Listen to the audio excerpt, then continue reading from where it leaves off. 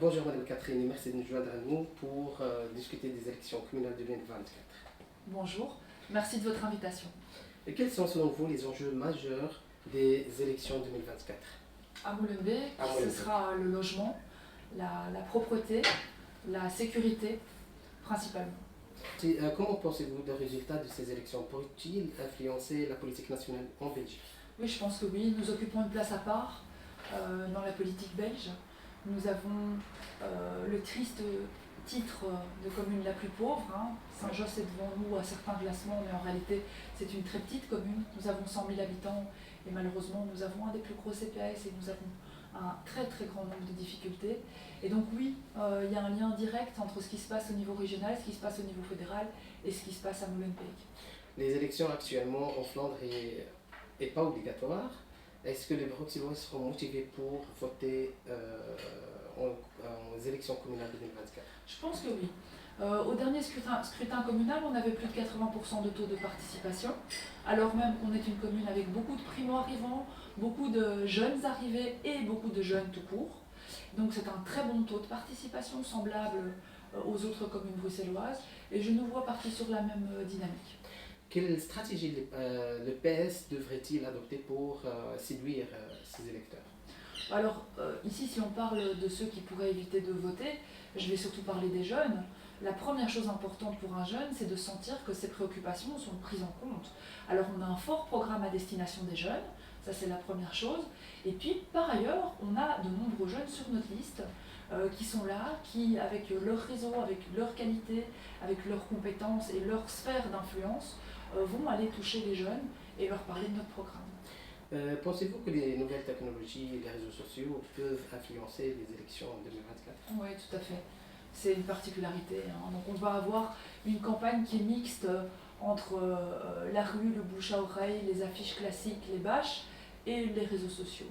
Ça sera la première fois que ce sera aussi fort, je pense, au niveau communal.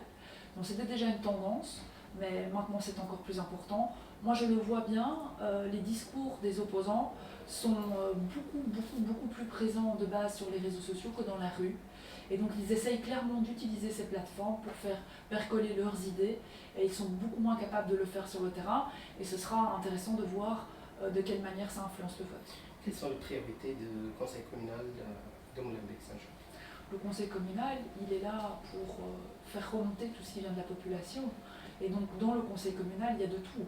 Il y a aussi bien des interventions sur la propreté d'une rue, sur l'état de la voirie d'une autre, sur une arrestation qui aurait eu lieu et qui serait moins bien faite. Il peut y avoir de tout dans un conseil communal. Donc là, y compris des interpellations, par exemple, sur la situation en Palestine. Donc on a été un conseil communal animé fortement par la question de la solidarité avec la Palestine cette dernière législature. Je ne doute pas que ça continue. Ce sont des choses qui peuvent avoir écho. Dès qu'il y a quelque chose, je dirais, qui a écho dans la population, qui remue la population, on a des conseillers communaux qui leur apportent au conseil communal. Comme bourgmestre à Molenbeek-Saint-Jean, comment abordez-vous la question de sécurité? La question de la sécurité, moi je l'ai abordée d'abord parce que j'avais entendu durant la campagne en 2018, avant d'être bourgmestre. Ce que j'entendais à ce moment-là, c'était principalement trois sujets. D'une part, la sécurité routière, qui était vraiment quelque chose de très très mal vécu, surtout par les mamans avec des enfants, mais pas que. On avait vraiment une grosse crainte de ce côté-là, une grosse demande de ce côté-là. On a investi pour 700 000 € de casse-vitesse et on a moins d'accidents qu'auparavant. Donc là, je suis très contente du bilan. Un deuxième segment sur lequel j'entendais, là aussi essentiellement les femmes, c'était les violences faites aux femmes, les violences dans les familles, les femmes battues, etc. J'entendais énormément ça. Et j'entendais énormément une petite musique très douloureuse à mon oreille, c'est que nos policiers n'écoutaient pas assez, ne prenaient pas assez en compte les plaintes, etc. C'est un travail énorme que j'ai mené avec notre police cette législature et je suis très très fière de ce qu'on a fait. On a déjà formé plus de 300 policiers de notre zone à l'accueil correct des femmes. On a créé un nouveau dispositif d'accueil spécialisé avec un chien d'accueil également pour ceux qui aiment bien d'avoir un toucher, d'avoir un réconfort. Certains enfants sont vraiment en demande de ça quand ils ont vécu des situations traumatisantes. Et puis pour finir, on a aussi remporté un appel à projet européen avec un subside de plusieurs millions pour créer une maison d'accueil pour les victimes de violences. Ensuite, il y avait un troisième sujet de sécurité dont on m'avait beaucoup parlé en 2018 et pour lequel je me suis battue auprès de notre police et de notre zone de police, c'est le tapage nocturne. Là, on a renversé tout à fait la manière de fonctionner parce que les gens n'étaient pas du tout satisfaits de la manière dont c'était pris en charge auparavant. Et maintenant, c'est pris en charge tout à fait différemment et je vois que ça fonctionne. On a beaucoup plus de PV pour le tapage nocturne et nos citoyens sont beaucoup plus contents des interventions policières en cette matière. Après, ce qui s'est révélé sur le terrain, je vais dire in vivo, quand j'étais bourgmestre, c'est deux choses. La première chose, c'est le manque de policiers. Manque criant de policiers. En fait, la législature passée, malgré que c'était les libéraux qui avaient la tutelle sur la police, avait vu une fuite de policiers comme jamais auparavant. On a remonté ça. Aujourd'hui, on est au chiffre maximum de policiers qu'on n'a jamais eu dans la zone. Donc on a pu engager 60 policiers supplémentaires grâce aux efforts fournis par la zone et par les communes financièrement. On a payé cher pour ça. Et donc on a un nombre de policiers qui est meilleur qu'auparavant. C'est toujours pas ce que nécessite une zone de notre ampleur, mais ça devrait passer par des réformes au niveau fédéral. Et puis la deuxième chose qui s'est passée cette législature et qui était très lourde de conséquences, je pense que vous l'avez suivi, c'est que tout Bruxelles, à la suite des choses qui se passent au port d'Anvers et de la saturation du marché en Amérique du Nord et en Amérique latine, tout Bruxelles est sous le coup des trafiquants de drogue. Et donc ça, c'est quelque chose qui est venu de plein fouet après le Covid. J'étais la première à tirer le signal d'alarme. On a dû mettre en place toute une nouvelle technique pour lutter contre les trafiquants, avec pas mal de succès sur la zone, mais ça reste une thématique sur laquelle on est attendu, sur laquelle on doit continuer de travailler et qui demande énormément d'efforts à nos policiers. Donc je dirais que le futur, c'est bien sûr continuer sur ce qu'on a engrangé, c'est très important. Je pense au tapage nocturne, je pense à la sécurité routière, je pense à l'attention faite aux femmes, je pense au chantier du trafic de stupéfiants, mais aussi, je crois, continuer de développer notre police de proximité, avoir encore davantage d'agents à pied dans tous les quartiers. Ça, c'est une lutte de tous les jours, parce que quand on n'a pas suffisamment d'effectifs policiers, c'est compliqué. Donc, on doit continuer ce combat pour organiser les forces de police, pour avoir un maximum de présence sur le territoire. D'après vous, quelle est la stratégie de la commune en matière de logement? Alors en matière de logement, d'abord nous avons une très grosse société de logement social qui est en fait l'opérateur de logement. Donc pour donner les chiffres, il y a à peu près 3500 logements qui sont gérés par la société communale à responsabilité limitée, le logement de l'Olympiquois, qui est donc notre société de logement social. À côté de ça, on a 350 logements seulement qui sont gérés par la commune en propre. Le futur, nous le pensons, c'est quand même de remettre ensemble ces deux paquets. Parce que les 350 logements gérés par la commune, finalement, c'est un volume qui n'est pas très intéressant et c'est une démultiplication des forces qui n'est pas très logique. Donc probablement, il faudrait mettre tout ça ensemble. Mais ça, je veux dire, c'est quelque chose qui est à la marge. Parce qu'en réalité, notre vrai problème aujourd'hui, c'est qu'on a des files d'attente qui ne cessent de monter. On est entré en situation en début de législature avec à peu près 10 000 ménages molenbeekois en liste d'attente pour Molenbeek. Et aujourd'hui, on est au-delà de 20 000. Les listes ne bougent plus. Pourquoi? Parce qu'on est en fin de vie de toutes sortes de barres d'immeubles. Que ce soit les tours Mactens, que ce soit la cité du Bruc et d'autres de nos cités, elles sont atteintes en fait par l'âge, par la suroccupation, elles ne vont pas bien.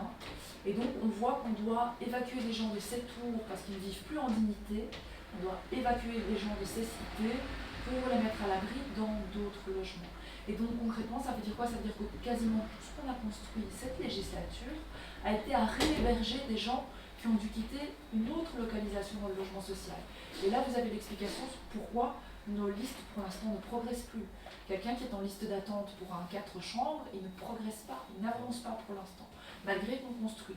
Parce que c'est d'abord reloger ceux qui étaient dans des situations dans le logement social indignes, qu'on va mettre à l'abri. Donc on est dans une législature de transition par rapport à ça. Évidemment, quand on aura reconstruit les tours Mactens, quand on aura rénové la cité du Bruc, pour ne citer qu'elle, mais ça va être la même chose pour Gandhi, ça va être la même chose pour De Rovere, comme ça l'a été pour Brinfo. On a inauguré heureusement la rénovation de Brinfo qui permet maintenant d'accueillir en toute dignité une centaine de familles. C'est un choix fort des socialistes qu'on a fait là. Et donc, ça va être autant de choix forts d'investissement d'argent public que de pouvoir reconstruire ces barres d'immeubles et y reloger enfin des nouveaux arrivants dans le logement social. Madame Goldmans, comment la commune s'engage-t-il pour l'éducation et la jeunesse? Alors ça, c'est une fierté de cette législature. On s'est engagé très fortement aux côtés de nos enseignants et aux côtés de nos enfants. Comment? D'abord, au niveau pédagogique, on ouvre tout pour pouvoir aller vers une pédagogie différenciée, la plus juste possible, pour porter chaque enfant le plus haut possible dans son potentiel. Concrètement, ça veut dire qu'on est très proche, voire dans la pédagogie active en milieu populaire, dans toutes nos écoles. C'est difficile, on l'a fait. On est occupé à faire ce changement et ça marche. Ça, c'est la première chose, réforme pédagogique. Deuxièmement, au niveau moyen humain, très important. Désormais, on a à charge de la commune, dans toutes nos écoles, un assistant social. On a également du personnel supplémentaire, que ce soit sous forme de logopédie, de psychologie, d'encadrement supplémentaire. On a des profs de néerlandais payés à charge et on a un pool de professeurs de réserve payés à charge. Et puis, troisième chose, et c'est vraiment une fierté, 24 millions investis dans les bâtiments. Ça veut dire quoi? Ça veut dire qu'avec l'effet levier des contrats régionaux, des subsides de la Fédération Wallonie-Bruxelles, on a pu rénover, étendre, reconstruire ou construire des nouveaux bâtiments dans tous les coins de la commune. Pour donner un exemple, on a rénové pour 700 enfants les sanitaires en profondeur. C'est-à-dire qu'il y avait 700 enfants qui avaient des sanitaires dégradés dans leur école depuis des années et maintenant ils ont des choses qui sont tout à fait neuves avec des vrais gros travaux qui ont mis ça au goût du jour. On a deux endroits où on a créé des extensions d'écoles qui sont très importantes pour qu'il n'y ait plus de l'eau qui coule dans des classes, qu'on puisse réparer des anciennes écoles tout en gardant le même nombre de classes, sortir des enfants de classes qui étaient dans des caves, et puis construire aussi une salle de gymnastique dans une école qui n'en avait pas. Par exemple, et j'arrête là parce que j'ai un nombre de chantiers tellement importants qui ont été démarrés, vous imaginez, 24 millions, on est extrêmement fiers de toute l'impulsion et tout ce qu'on a pu faire en une seule législature pour nos enfants, leur éducation et nos enseignants. Madame Bortmans, comment la politique communale prend-il en compte la diversité culturelle de Molenbeek-Saint-Jean? Alors, chez nous, la diversité, c'est pas un slogan. Le vivre ensemble, c'est pas un slogan. Le faire ensemble, c'est pas un slogan.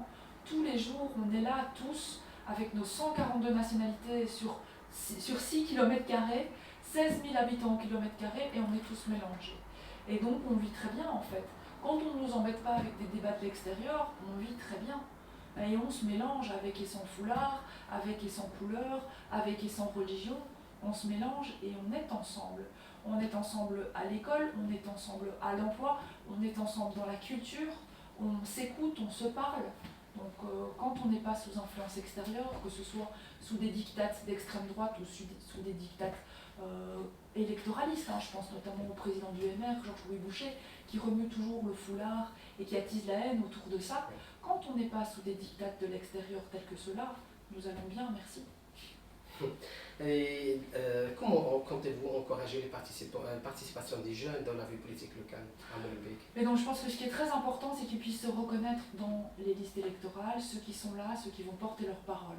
C'est pour ça que moi j'ai tenu à ce qu'on ait énormément de moins de 30 ans dans notre liste, et même de moins de 25 ans. Donc on a des gens brillants, on a quelqu'un qui fait Solvay, on a quelqu'un qui est avocat, on a quelqu'un qui est un jeune footballeur qui aurait pu avoir une carrière professionnelle, mais qui reste à Molenbeek parce qu'il aime Molenbeek et qui veut servir la communauté au sens large, au sens noble du terme, de toutes les communautés qui sont là et qui forment communauté à Molenbeek.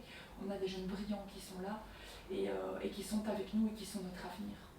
Ma dernière question, ça sera: quel message aimeriez-vous passer ou transmettre aux électeurs molenbeekois Tout simplement, avant les élections 2024? Tout simplement mon engagement de tous les jours, avec toute ma volonté, toute ma persévérance, tout mon caractère et tout mon amour pour les Molenbeekois. Je souhaite continuer. Je pense que Molenbeek a besoin du projet socialiste. Je pense que c'est le projet socialiste qui convient aux populations mélangées, à la mixité, à tous les gens qui sont là, qu'ils soient des anciens ouvriers avec des petites pensions, qu'ils soient des jeunes qui ont d'espoir, qui ont des rêves et qui subissent la discrimination parfois de manière tout à fait injuste, ou qu'ils soient des hommes et des femmes courageux qui cherchent tous les jours de l'emploi et le meilleur pour leurs enfants. Le projet socialiste est là pour tout cela et moi, je suis là avec mon équipe pour tout cela. Merci Madame Catherine d'être avec nous aujourd'hui et à la prochaine fois, Inch'Allah. Merci. Merci beaucoup. Merci.